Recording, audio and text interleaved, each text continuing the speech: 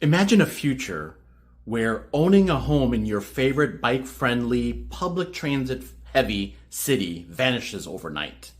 Well, the seeds of that are being planted right now as we speak. Fake news.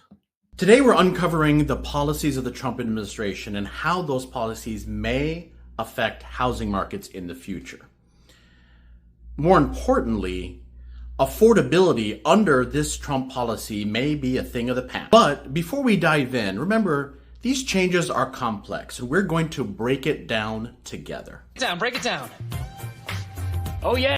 So with interest rates, there's going to be two policy potential changes that Trump may implement as he comes in January of 2025. But the second one, I'm going to wait till the end. That one's a really juicy one. And the first... Oh, you tease. You big tease. First one we're going to talk about. But before then, let's kind of do a snapshot of where interest rates are right now. So roughly at the time of this video here in December, mid-December, we're at about 6.6%, 30-year fixed, right? And some of the heavy hitters, industry experts, had 6.3. For example, Realtor.com economists had 6.3 at the end of the year, and we're at 6.6. So obviously, that had to be revised. Had to be revised so that 6.6 may not come until end of 2025. Pretty gloomy.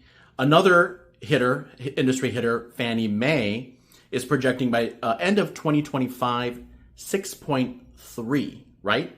And also MBA, the Mortgage Banking Association, was lockstep with both Realtor.com and Fannie Mae. So those kind of visions of the fives dancing in your head are very unrealistic. Originally, there was an expectation here, right, that in the CPI, Consumer Price Index, that big elephant in the room, inflation, would continue to go down month over month, year over year.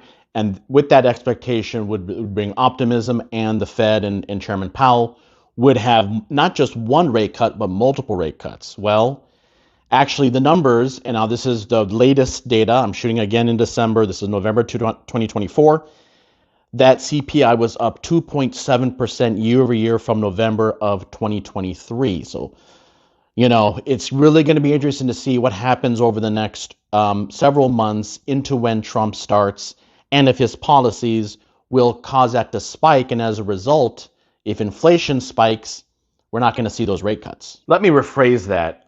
Fewer rate cuts. All of the experts are saying there's going to be rate cuts. There just may be fewer rate cuts because of inflationary pressures. So let's talk about policy, proposed policy change of Trump, number one. That is privatization of Fannie and Freddie Mae. You take the Wayback Machine, right? Back to pre-2008, loans were being, you were getting a loan, I was getting a loan, everyone was getting a loan, right? Oprah. No documentation loans, which was partially the reason that led to the crash. People lost their jobs, and of course, as a result, right, things went into foreclosure, and the housing market crashed. So as a result of that, Fannie and Freddie Mae were put into a conservatorship, and if we go kind of use the pop culture analogy, Britney, I'm Britney B, right? It's Brittany, bitch. And I am back. Right. So hope I'm not dating myself. Her finances were put in conservatorship, right? She had, which I'm not diminishing, had a mental health situation. The housing market and the loan market had a financial health situation. So that was put in a conservatorship, and Trump wants to take it out and privatize it. So he'd spin it off, and the private sector would handle it. So what are the experts saying? Mr. Zandi with Moody Analytics saying, if Freddie and Fannie Mae go private, borrowers can expect to pay $1,800 to $2,800 more a year in yearly costs, because lenders won't have the government backing, and so of course borrowing costs are going to go up. And of course, it sounds like a broken record, but lower income and middle income people that are working hard are going to be priced out. It's going to be only the high earners. They're going to be able to get loans. That's the short term. Longer term, who's to say that very similar to that pre-2008, would a market of predatory lending arise that happen where the subprime loans and mortgages trying to go after the uneducated, uninformed folks. I mean, could we see a scenario where there's Fannie and Freddie Mae reps on the college campuses, kind of like with credit cards? I remember when I was 18, I didn't know what I was signing.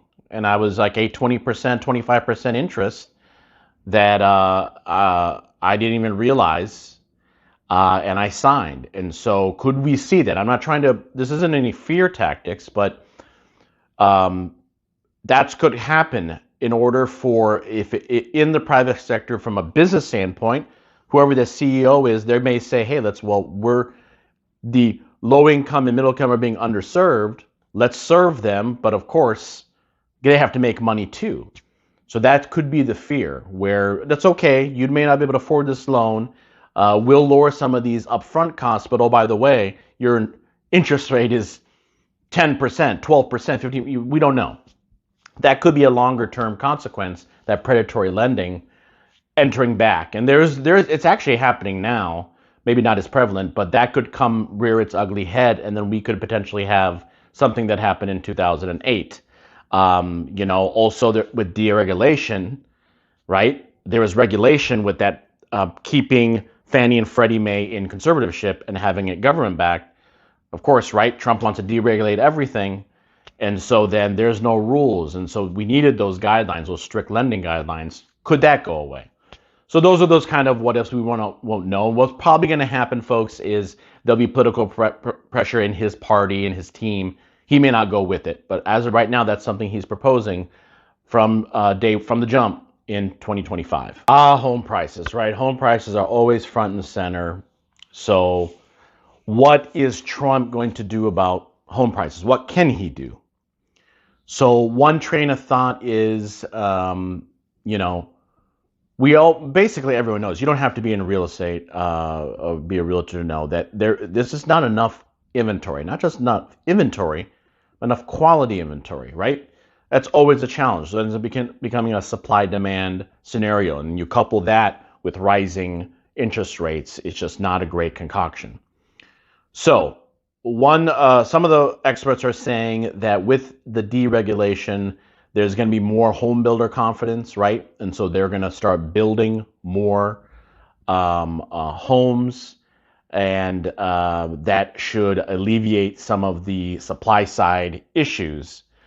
The challenge with that is, home builders aren't doing it just out of the goodness of their heart. That's going to affect the higher end market, luxury market. So again, the rich, upper class may benefit, may be able to get to homes, but that's not going to really meet the underserved middle and lower class folks.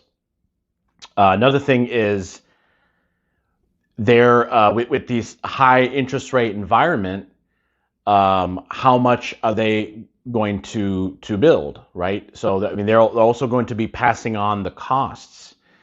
So while they'll be focusing on higher end with the higher interest rate environment, they obviously have borrowing costs themselves. They're not going to absorb them. They're going to pass that on, and that's going to further increase the cost. So that may not necessarily help on the inventory. All my research and just my experience being a realtor, home prices are just part of a micro on the local market level and macro economic level that the president doesn't have as much influence as maybe he thinks Trump would think. It's kind of curious. Some of these markets that are poised, of course, all the pundits are doing predictions, the Redfins, the Zillows. My National Association of Realtors that I belong to released 10 hot markets, and they included Boston, Charlotte, and Phoenix, which have been high traditionally, kind of post-pandemic. A lot of people moved, particularly to Charlotte and Phoenix, maybe not as much to Boston. But I mean, speaking of Boston is extremely, extremely expensive. I mean, 600,000 plus. I've had previous videos you can watch. 1,000 plus. If you want that city living, you're gonna pay 600,000 for one bedroom, which I think is wow. But they say it's posed to increase because and the reason what they're saying is a lot of those homeowners The locked-in effect, right? Those really ultra-low rates they had, they're kind of coming offline. And so that's going to be that more propensity to sell from those homeowners, which will release their inventory when they put their place in the market to the first-time buyers, and then they can finally become move-up buyers. That's what they're saying, along with job growth and a higher percent of millennials that can afford the homes, which, again, affordability in Boston and Charlotte, I have a little question with that. But markets like Grand Rapids and Knoxville, these were 10, those were the other cities that were mentioned. Yes, that makes sense. Cost of living is less, cost of the home is less. You can see here the percentages from this article. I took a screenshot. It's about 36% or so can afford homes in Grand Rapids. So those cities make sense. Conversely, you have cities that are trending downward, I find interesting. Again, this is just talking about home prices and markets, because as I said, home prices with Trump, I just don't see his policies affecting. We're going to continue to have affordability issues, right? And markets will, because they've been so high, will eventually go down. So they have to. What goes up must come down. But like 2 markets in Utah, 2 in Florida. The Florida, with climate change, I can see. Utah, they had so much oversupply of new construction. Those prices, that high inventory, again, supply and demand, are automatically going to be a pullback. There's going to be a correction, not a crash, a correction. So those were 4. And then Atlanta was the 5th one, which that's got really good job growth. I kind of question that. So this is kind of give you a snapshot on some hot markets and some downward trending markets. It's a combination of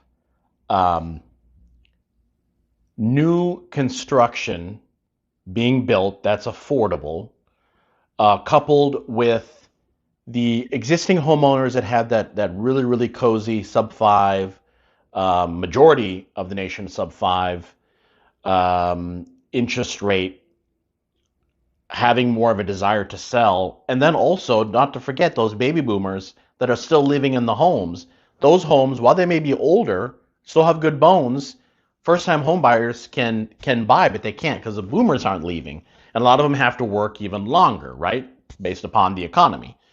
So with Trump, kind of circling back to what this whole video is about with Trump, yes, maybe a lot of the sentiment, the home builders, the consumer sentiment, the market, say with Trump there, the economy is going to be good. So it's a double-edged sword. The economy is going great, but that's not going to bring down home prices. That means that's going to increase the inflationary pressures. And then as a result, home prices can creep up even more along with interest rates going up. So it's like we want to have a good economy, but we also want to have a home affordability. But we need all those factors that I just mentioned to increase inventory in order for home prices to be more in line with what the majority of Americans can afford. With city housing, which hopefully, I hope you as an urban dweller is the reason why you're watching is to learn how if you're living in one or you want to move to one, how your urban lifestyle, particularly as it pertains to the housing, is going to be affected.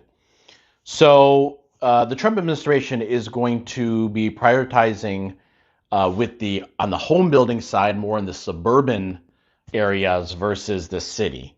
So there'll be more incentives to go there, of course, and that is going to affect affordability in whatever housing stock is available in the city. I know in Chicago, they've been talking, a lot of downtowns have been hit, but people are going back to work. A lot of the local markets where I serve are doing, the housing prices are not through the roof. They're very, very strong because, again, limited supply. So that's one. 2, there is a little bit of a concern of the infrastructure. So, Biden had the infrastructure bill, and those remaining funds, there was some concern that Trump would claw back those funds that are supposed to be dedicated to public transit. And remember, there's that relationship, folks. Remember, walking, biking, public transit, all those creature comfort amenities that you want as an urban dweller, along with your housing, city housing, right? If those funds are diverted away and to the suburbs or other pet projects, pay to play, whatnot, then of course public transportation suffers and you get late to your work. And that's happened to me a lot when I had my corporate gig way back in the day.